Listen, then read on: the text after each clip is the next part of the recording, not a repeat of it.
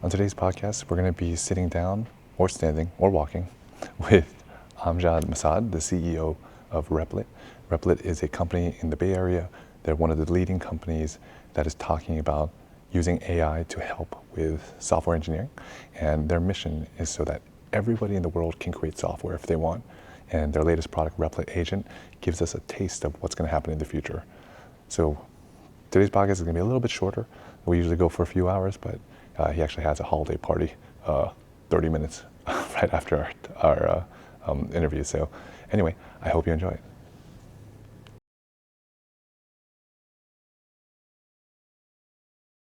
And we'll go down and then out. All right. All right. Yay. Thanks, dude. My pleasure. Well, yeah, let's. I guess we can go around. Yeah, that's it.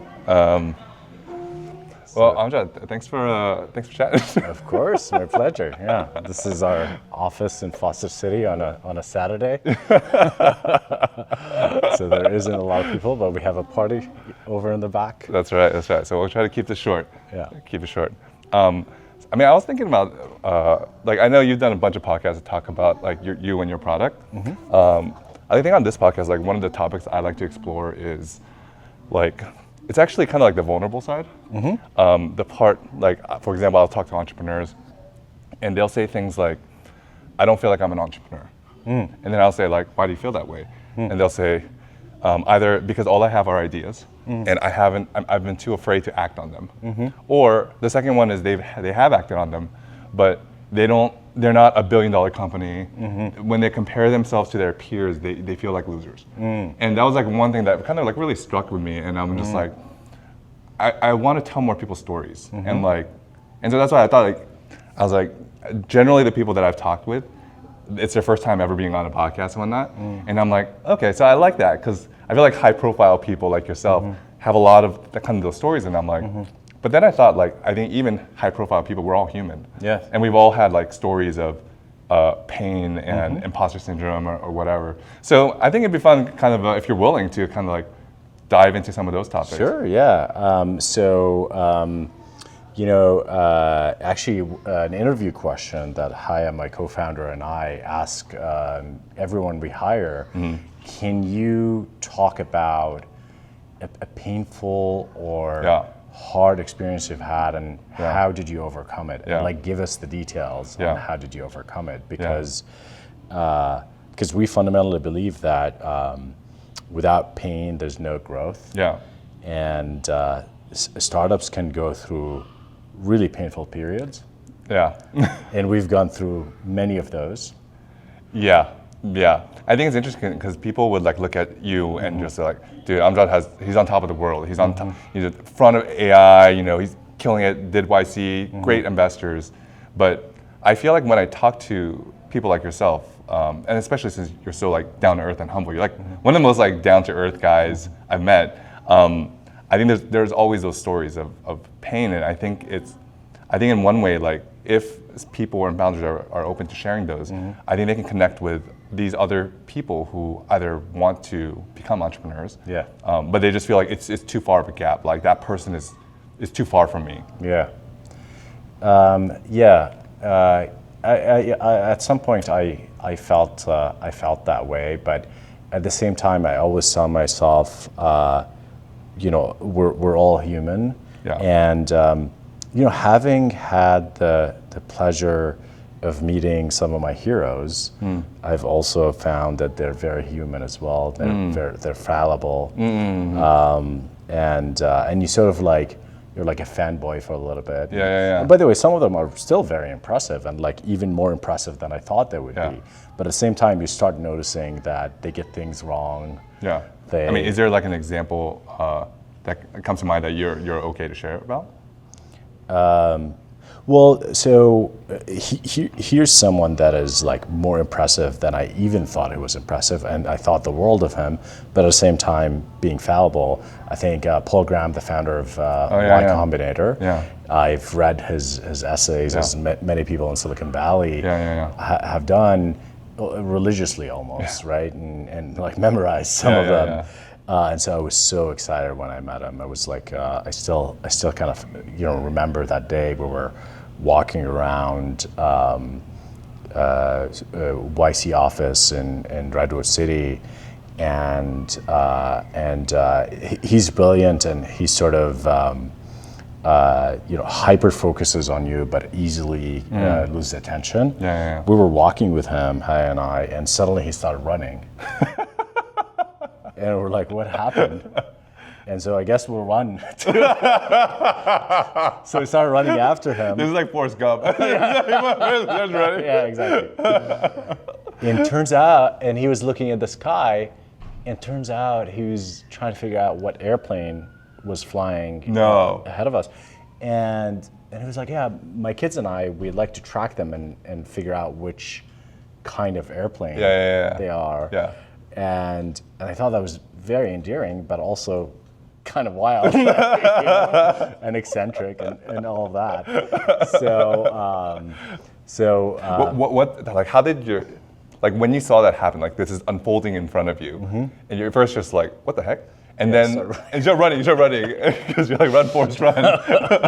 and then he like, does he look up and then he's like, tell you, hey, sorry about that? Like, no.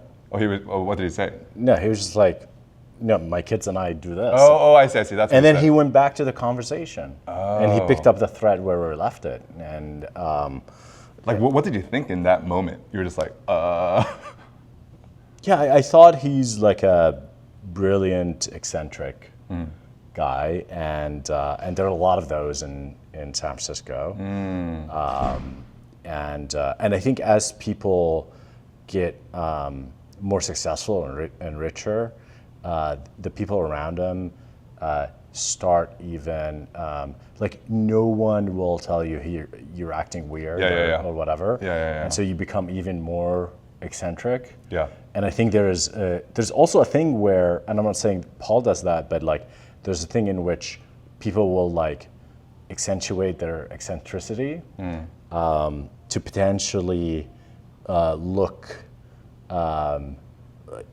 different, and there's this aura around them, and people already think they're different and brilliant, but they also want people to think they're even weirder and more interesting, and so there's this like cycle.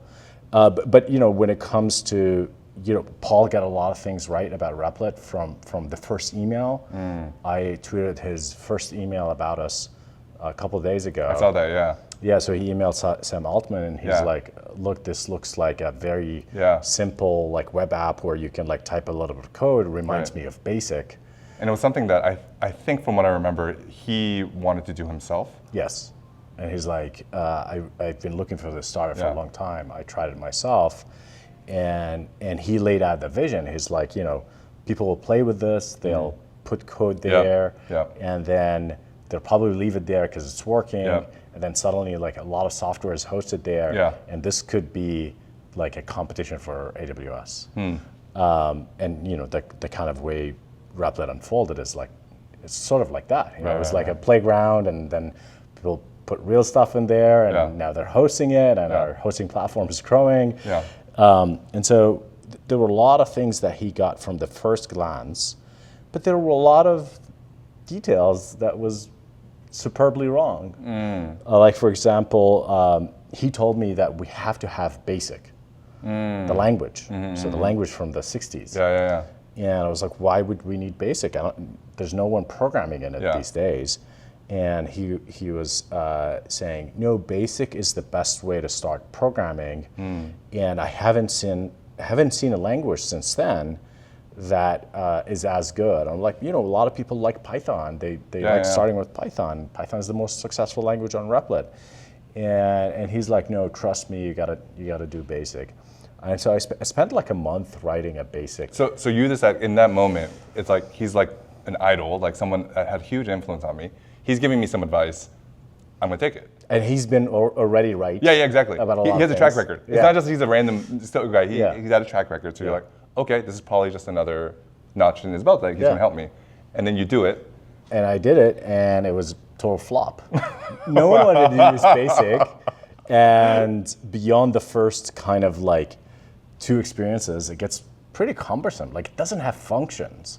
Like the basic building block of programs is like functions, right? And it's so old, they haven't even invented functions.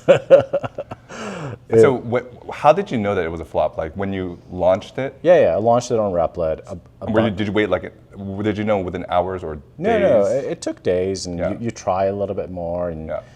I got like a little bit of a hobbyist community. Like some Yeah. kids, like 13-year-old kids, started playing with it because like you could do some pics. Well, one thing he got right is like being able to get something on the screen really quickly is very important hook. And so there were some kids playing with it, but then they got bored of it, and then the usage was not growing. Right. And my realization as I tested it and talked to people was that, oh, it's just too cumbersome. And then I told him that, and he's like, oh, maybe you need to modernize it. So I started doing that, and then I was like, no, this is not a useful use of my time. So did you have a moment where you were like, hey, thanks, I appreciate it, but I think no? Yeah. I mean, I didn't have to say anything to him. I could just like do whatever, right? Like he's not running the company. Right. He's giving advice. He gives advice very forcefully, and he's very confident, sure of himself. And again, he's been right, and he continues to be right. A lot, and he has this like finger wagging thing. It's like, you know what you should do. And Sam Altman recently tweeted about that. He's like, I still see Paul in my head saying, you know what you should do. And so, but that realization was like, oh, this man is fallible, and like, but here's the interesting turn in this is that I took those ideas from that experiment and put them back into Replit. Yeah, we made it so that graphics programming is a lot easier on Replit. We made it so that we like built a JavaScript library called Kaboom to make it easy to like make games. And so he got a few things right, which is like you need a way to easily make games on Replit, and that's how people will start using the platform. And so it ended up being the right direction. Yeah. But the details, he got it wrong. And you hear that from other founders. Like he told the Airbnb founders, if you like go start Airbnb in San Francisco, that's like the worst decision you can be, because like all the successful companies were in the peninsula. But for them, it's like, we're young, we want to be in the city, we want to go out, and our employees want to do that, and so we're just going to start in the city. And it was like, that's a terrible decision. And so, it's known that a lot of these luminaries will get the high level things right, but the details can be very wrong. And you see that with Elon and X, right? Like he still gets the things right on a high level, but he made so many mistakes when he first acquired Twitter, and but like he corrected really quickly. Right. Yeah. I think that's like a really interesting principle. Like so like I would say the people maybe watching this channel, they're not gonna have luminaries like Paul Graham or Sam Altman, but they will still have people around them that tell them very forcefully, hey, this is what you should be doing. Yeah. And I think especially when you're in that stage, you're in a pretty vulnerable spot, because you're already insecure about yourself, and you're like, oh, this person is very forceful. Like, I respect him. I should listen to this person. So like, I'm kind of curious, like, what do you feel, or what advice would you share with that person who's kind of in this similar situation? To kind of, like you said, I think they could be right or wrong, but even if they're wrong, I think there are certain principles that you can kind of take away. Yeah. So look, the reason people are often wrong about the details, and let's walk this way. Oh, yeah, let's do it. Because there's a lot of, actually we can go here. Yeah, let's do it. So the reason advice is not always portable is because it is very context or time dependent, right? Like you learn specifics, but you can generalize from these specifics, and so people like often overgeneralize, and so you need to always take that into consideration. For example, education startups. In Silicon Valley, it's well known that education startups suck. Yeah. There very few of them became unicorns, and even the ones that did found it harder to scale from there. They haven't gone public. Right. Sometimes they got acquired for less than that, and so a lot of VCs will tell you, we will not fund education startups. You shouldn't do education startups. But recently, for example, a startup I invested in actually started on Replit, Magic School, scaled really, really fast, really quickly, and did the kind of revenue that kind of education startups in the past would take 5, 6, 7 years to make. They did it in a year. Yeah. So what changed? Yeah. AI. And AI is a labor-saving technology, and it's people, schools, teachers are much more likely to adopt something if it immediately saves them effort. And in this case, it helps teachers grade and do assignments, and so it just spread virally, and there was this immediate adoption, and they wanted to pay for it.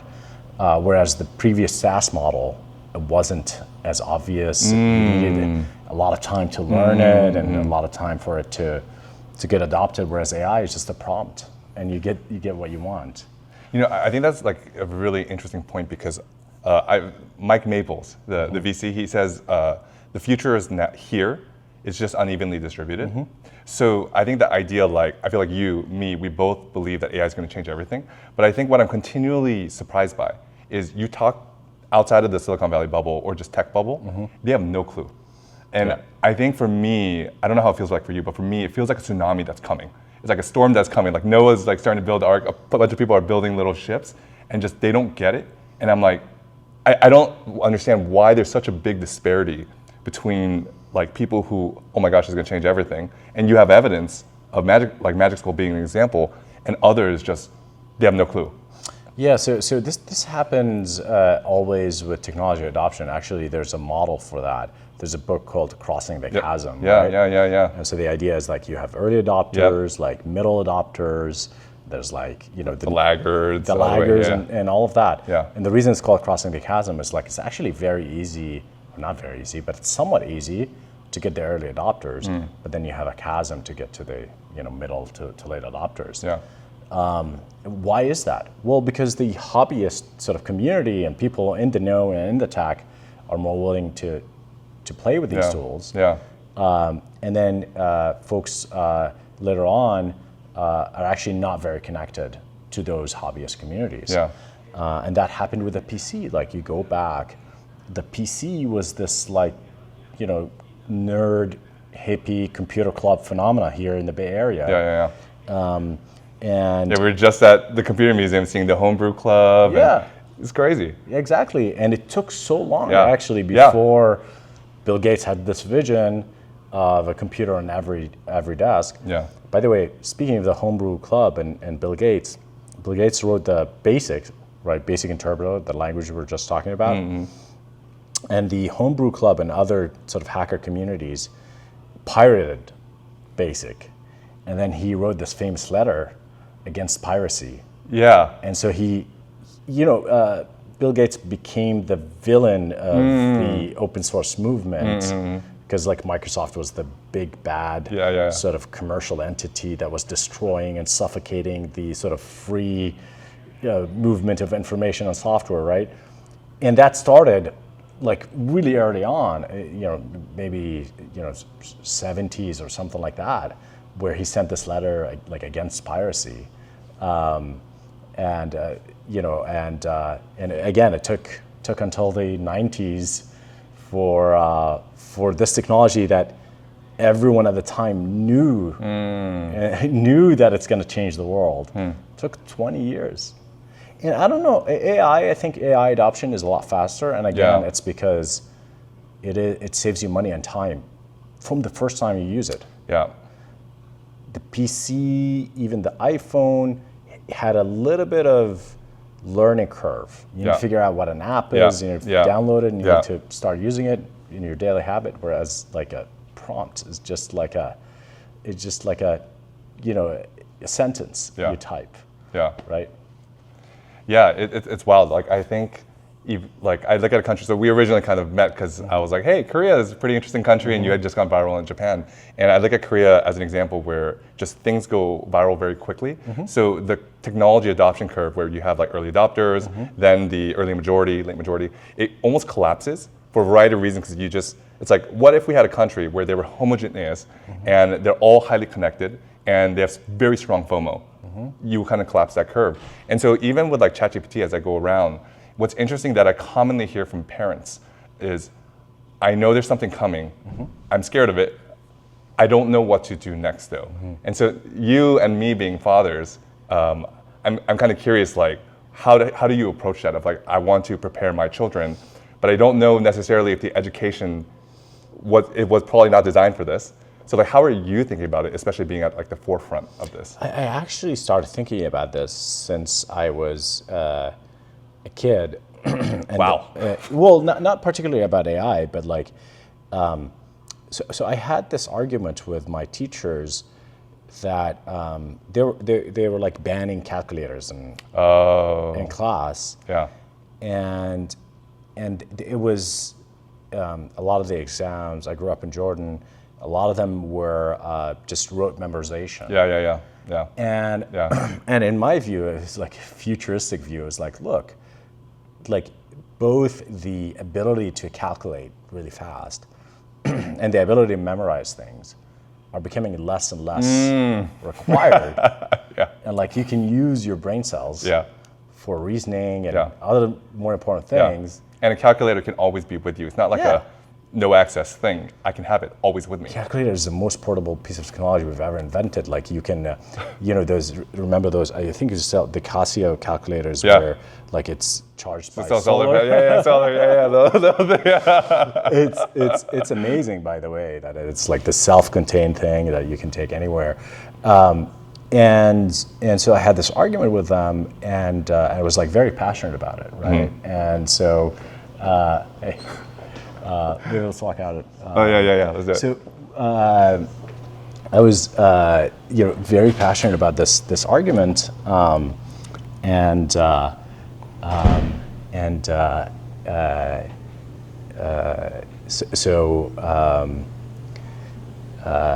I started thinking about how does this generalize? And so, okay, what kind of other technologies will come in the future that will sort of obviate the need for certain sort of tasks or things that we do today? And this is where I think when I was in college, started thinking about AI and what that does to computer science in general. And so I was going to school studying computer science, and I remember using this code generation feature. It wasn't AI or anything like that, but it was like a wizard where you could type in a few things about your program and it kind of generated a lot of code for you. Like VB6 had this feature. And I started thinking, like, what are the implications of that? What happens when AI can actually generate a lot of code? And crazy world that you speak of. So I was like 19 or something like that, and I at the time I changed my major because I felt like software is going to get automated. So I went. That's crazy that you thought of that. So I went into computer engineering, and I was like, okay, if AI can write the software, like at least someone still needs to design the computers. And after a year or two, I started reading Paul Graham's essays. And I came to the conclusion that, programming is kind of like this artful thing, because Paul Graham wrote a lot about programming languages and how to pick one, how to pick the most impactful one. And so I got into programming language as an art form. And by the way, Replit sort of started from those roots because I wanted to experience a lot of different programming languages. So I went back to computer science. I still believed that at some point we would automate programming, but I felt like it was going to be far into the future. I think that's like the interesting thing, because like people think like, oh, self-driving, that's going to happen like 20 years from now. And I'm like, it's here. It's here. Yeah. It's here, but it's unevenly distributed. Yes. Like even yesterday, I went to a friend's house and I'm like, hey, they've heard of Tesla, they've heard of FST, and I'm like, want to jump in my car and like I'll give you a ride around the block, because I think there are some things that you really just have to experience with yourself. And I think the same thing with Replit. Actually, that was my first way of experiencing Replit. I was coding with ChatGPT. I'm like, oh my gosh, but I couldn't host it anywhere. And someone mentioned Replit. So I remember I was in Korea. I was like, oh, okay, Replit. I'm like, oh, this is cool. Like I can host it right away. But I think there is something to be said of, just as humans, once we experience it, then we're like, oh crap. If your reaction is not fear, because a lot of people I meet, they're afraid. They just shut down. But I think others are like, what are the future implications of this? You just really kind of have to play around with it and like learn experientially. Yeah, and like the most frustrating thing about being early is that the tools kind of suck. Yeah. And it gives you a glimpse of Yeah. what's in the future, and you become a believer. But actually, it's going to take longer than you expect for it to actually. You become a sort of like this, like like a prophet almost figure. Yes. Like you go around and you tell Yes. people, look, you don't understand. Yes. Like, and they're like, you're crazy. Well, I think that's like a really good point. And I think what has changed is in the past, the prophets had to wait for others to build the tools. Whereas now, the prophet, like for example, me, I remember in March of 2023, after ChatGPT came out, I was so freaked, I'm like, why does nobody else know about this? So I brought my friends. I'm like, I will buy you lunch. Just come over. I'm gonna give you a presentation, and I'm gonna tell you like what's going on, because I feel like I need to share it with somebody, because I want you to prepare. Like I love you guys. I want to prepare you. But the difference is, the prophet, let's say me, I normally could not make those tools, but now I can. And so now I can build those tools for myself. And now I can, if that's the case, then you could see kind of this acceleration in the cycle. Yeah, I mean, this is such a profound point. I haven't thought about it, because now the people who can see the vision can actually contribute to it. I mean, that's actually why I started wanting to get more into code and why I started using Replit and stuff, is because I had all these theories of like, the LLM, I truly believe that ChatGPT was a great way of the average person to interact with it, but the UI of chat is terrible for majority of cases. Yeah. So people are basically, it's just like a long time ago with mobile phones. People put the desktop version because they didn't know how to do it. Yeah. So then you start creating native mobile experiences. Yeah. I think the same thing. There's a lot of like experimentation we need with UX. You think chat is not lasting UX? I think there will be, but I think for a lot of cases, I don't want to have a conversation. Yeah. Like I think, for example, coding-wise, when I want to brainstorm, then I want to chat. But even when I chat, I want it to have certain contextual information. Yeah.